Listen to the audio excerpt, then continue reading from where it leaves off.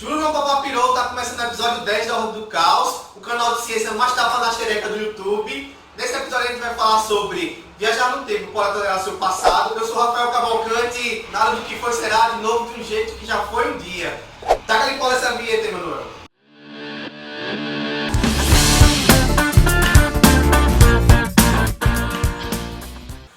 Bom, mas quando vocês pensam em viagem no tempo, vocês sempre imaginam um físico louco como eu, falando sobre buraco de minhoca, relatividade.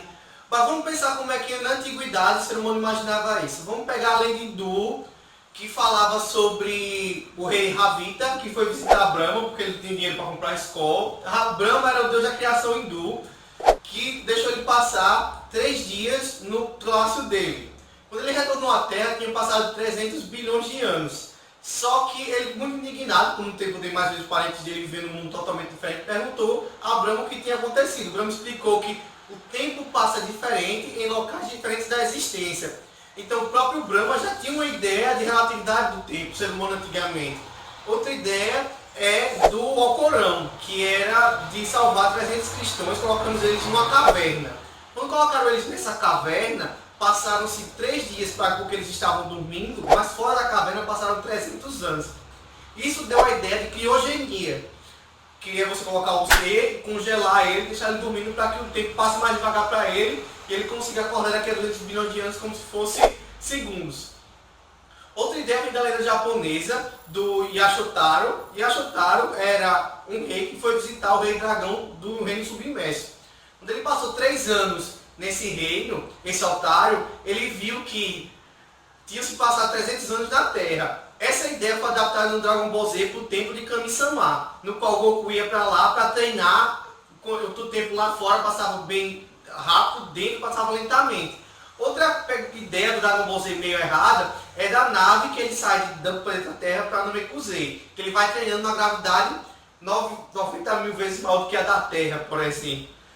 Mas se vocês viram o episódio 3 da Ordem do Caos, que eu fiz com o Job, vocês vão perceber que se você tem um objeto com uma velocidade constante, ou um objeto que se move com essa velocidade muito mais rápido do que a velocidade normal, que seria a velocidade da luz, ou muito acelerado, como seria a ação da gravidade dentro da nave, talvez, quando ele chegasse no Namekusei, já tivesse passado bilhões de anos lá em Namekusei, e dentro da nave dele tivesse passado alguns poucos anos, por causa da diferença de gravidade. Então talvez quando ele chegasse lá, o físico já tivesse destruído o planeta, o que não adiantaria de nada ele ter treinado pra caralho nessas altas gravidades. Essa ideia de viajar no tempo usando criogenia foi o que deu a ideia do Futurama, que o personagem do Futurama ele fica congelado e acorda bilhões de anos na frente por acidente. O que seria você viajar no tempo? Como a gente consegue fazer viajar no tempo? Vamos pensar o mais básico. O mais básico é você conseguir viajar na velocidade da luz. A velocidade da luz é uma velocidade que você consegue mover 8 vezes ao redor da Terra, aproximadamente em 1 segundo. Então é uma velocidade absurda. Se você pensar nos veículos mais rápidos que a gente tem hoje, que é a Apollo 10, que viajava a 25 milhas por hora, isso é muito menos que 1% dessa velocidade da luz que a gente precisa para viajar no tempo. Então o que a gente podia fazer? A gente podia construir um foguete enorme e tentar usar a propulsão dele para viajar próximo da velocidade da luz.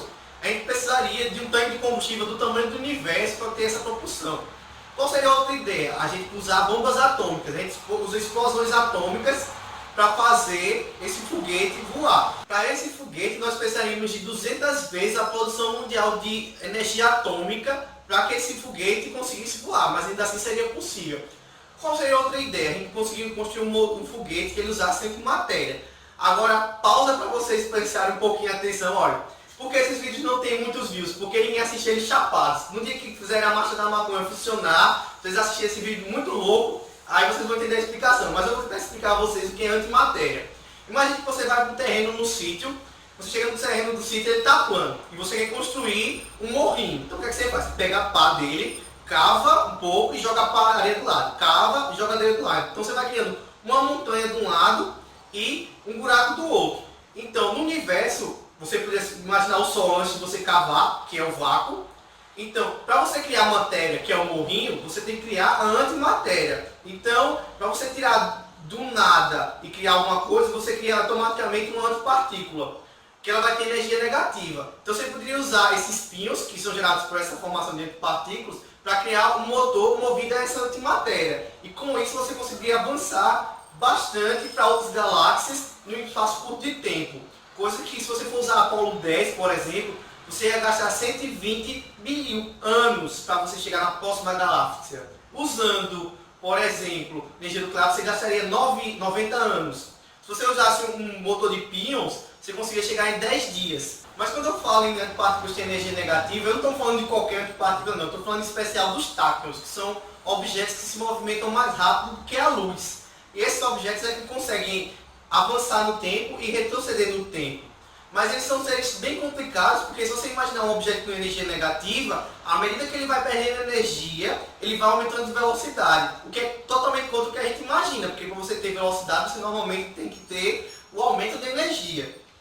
Já são conceitos mais complicados. E os táquios, que não é táquio nunca, não é táquios mesmo, esse nome parece nome de personagem de RPG, eles aparecem no filme do Dr. Manhattan, que é o Watchmen. Que o Dr. Manhattan tem a capacidade de prever o futuro. Só que se você tiver um campo de táquios perto dele, se movendo também acima da velocidade da luz, interferia na predição dele do futuro.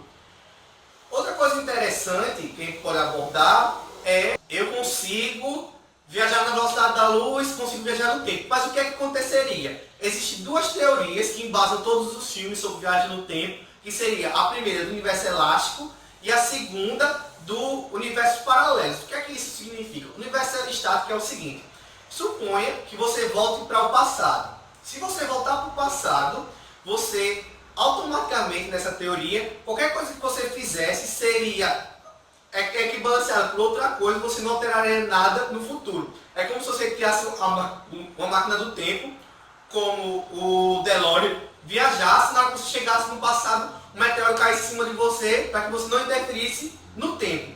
Por isso que a gente diz que é o universo elástico. Quando você tenta alterar, ele sempre volta para a mesma coisa. Então, é o que acontece no Exterminador do Futuro. Por mais que o John Connor tente viajar para acabar com a Guerra das Máquinas, sempre acontece a Guerra das Máquinas, porque o universo sempre é elástico. Ele vai e sempre retorna. Uma coisa que eu quero colocar sobre o Exterminador do Futuro é que eles disseram que sempre só viaja no tempo carne. Por isso que eles botam um androide revestido de carne. Mas por que eles não criam uma porra de um container feito de bacon e botam bilhões de androides lá dentro e fazem com que eles ataquem? Ou, melhor, porque no filme 2 eles botam aquele androide feito só de metal? Porque eles já explicaram que o metal não viaja, a menos que ele esteja coberto por carne, que não faz sentido nenhum. A outra teoria é de universos múltiplos. O que significa isso? Quando você volta para o passado, você altera o passado e você cria uma nova linha do tempo. Então, em vez de você voltar para o tempo que você estava, o que você alterou faz com que você vá para outro caminho e o presente que você tem não é o mesmo presente que você saiu. Então, você não consegue alterar o seu presente porque você já está em outro presente. É o que acontece no De Volta para o Futuro. Quando o Martin ele volta para o passado, interage com a mãe dele e com o pai dele, quando ele volta para o presente é totalmente diferente. A família dele está lá procurando por ele, que ele está perdido, desapareceu. Então você não muda o seu futuro, você cria um novo. Você nunca consegue voltar para o ponto que você queria. É o que eles abordam no efeito borboleta. No efeito borboleta, toda vez que ele retorna, que ele tem que ler o livro de memórias dele e retorna, ele sempre altera o futuro de um jeito que já tudo fica totalmente diferente e não é do jeito que ele queria, porque ele não consegue controlar o caos que a presença dele no passado faz. Então, respondendo a pergunta do início do filme, do nosso filme aqui, da minha loucura, é que não dá para você alterar o seu futuro mexendo no passado, porque ou você vai se alterar e o futuro vai voltar porque você queria, como Exterminador do Futuro, não porque você não queria, ou você vai alterar e você vai estar numa outra linha temporal. Quem muito aborda esses negócios de linha temporal, universos múltiplos, é o pessoal da DC e da Marvel. Eles fazem uma história cagada e dizem: não, isso aqui é um universo paralelo, o universo real é esse outro, esqueça o que esse cara escreveu, que ele é louco. Bom, mas como é que você pode pensar em universos paralelos existindo ao mesmo tempo? Isso não faz sentido nenhum. Imagina que eu tenho uma caixa. Uma caixa é um objeto tridimensional. Então, se eu quero botar uma folha de papel, que é um objeto de duas dimensões, dentro de uma caixa, eu posso colocar infinitas folhas. Então, se eu pensar no universo como o pessoal pensa em física, que eu tenho, por exemplo, 9 universos, que é a teoria das cordas, 9 universos, o universo tem 9 dimensões, Então dá para você colocar vários universos de 3 dimensões dentro desse universo de 9 dimensões, assim como você pode colocar várias folhas de papel dentro de uma caixa tridimensional. Então você tem vários universos. Então você pode existir num universo que você é o Michael Jackson e no outro universo você é o Tiririca, no outro universo você é esse aqui. Além desse, existem várias teorias, eu vou citar as 3 mais importantes sobre esses universos múltiplos. A teoria do universo bolha, que existem várias bolhas de existência e apenas numa delas existe a possibilidade de você ser o que você é hoje. Por exemplo, o Pi ser 3,14 lá vai caralhada, o Silvio Santos ser o dono do SBT. Nas outras bolhas existe um universo que talvez não exista nem vida. A teoria do universo das membranas, que foi o que eu expliquei, que você tem 9 dimensões e você consegue colocar várias dimensões tridimensionais nesse universo e elas existem porque você tem espaço suficiente para manipular elas. Ou aquilo que a gente falou no vídeo anterior, no vídeo 8 sobre mecânica quântica, que você existe todas as possibilidades simultaneamente. Então, aquele dia que você chegou na sua namoradinha e você brigou com ela, se você não tivesse brigado, existe um universo que você não brigou com a sua namoradinha. E existe esse universo que você brigou. Existe um universo que você pisou na bosta e existe um universo que você viu a bosta antes. Então, todos esses universos existem simultaneamente. Então, você tem a teoria do universo bolha, a das várias membranas de 9 dimensões e você tem todas as possibilidades existindo simultaneamente. É isso que dá a teoria geral sobre o universo múltiplos. Agora, os diretores de cinema têm que trabalhar com essas várias teorias e às vezes cometem erros absurdos. Por exemplo, De Volta para o Futuro. De Volta para o Futuro, o cara volta, interage com a mãe e o pai dele e depois ele sai. A pai e a mãe dele têm um filho com a mesma cara do cara que namorava a mulher dele e ele, o pai do Martin, não, tá de boa, sou chifrudo. Esse cara aqui parece um cara que dava em cima da minha mulher, é meu filho, mas tanto faz. Outra coisa interessante é do efeito borboleta. O efeito borboleta, toda vez que ele tenta alterar o passado, ele permanece no presente sempre com as mesmas características. Mas se você for pegar a parte do filme que ele está na prisão, ele tenta convencer o cara religioso que ele é Jesus Cristo. Então o que é que ele faz? Ele volta para o passado e acerta a mão em 2 pregos. Quando ele acerta a mão em 2 pregos, ele mostra automaticamente para o cara os pregos surgindo, porque ele alterou no passado. Mas aqueles pregos que estavam furados na mão dele iriam estar desde que ele entrou na prisão até a hora que ele encontrou o cara. E não estariam na hora que ele só quando ele levanta a mão para mostrar o cara, quando ele alterou o passado. Outro ponto interessante é um filme que ele se chama O Predestinado, que ele trata a seguinte premissa. O que aconteceria se eu levasse você para o passado e você pudesse acabar com a vida da pessoa que fez toda a sua vida ser arruinada? Então ele trata a vida de uma jovem que ela fica grávida e por um cara que acaba fugindo e ela descobre durante a gravidez que ela era hermafrodita, ela após ter o filho, ela perde a parte do útero dela e fica só com a parte masculina, ela faz tratamento hormonal e o filho dela é sequestrado.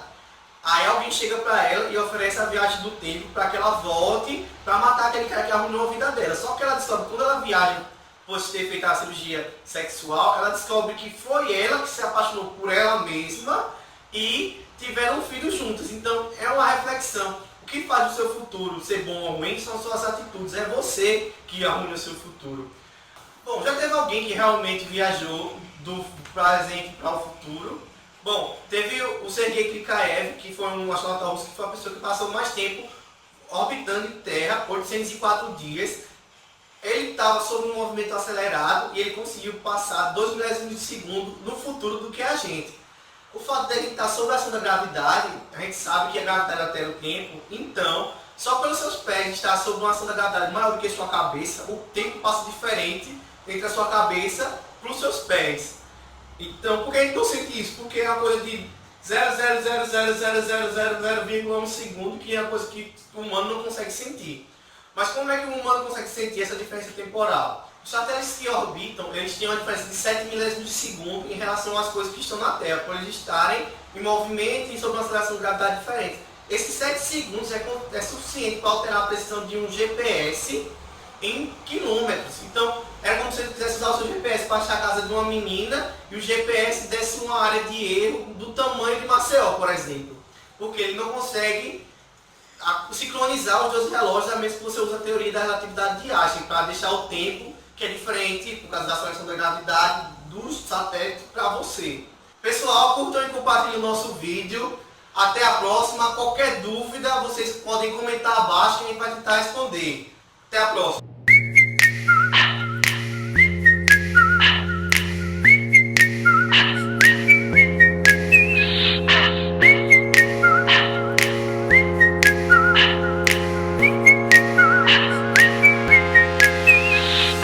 One, two, three.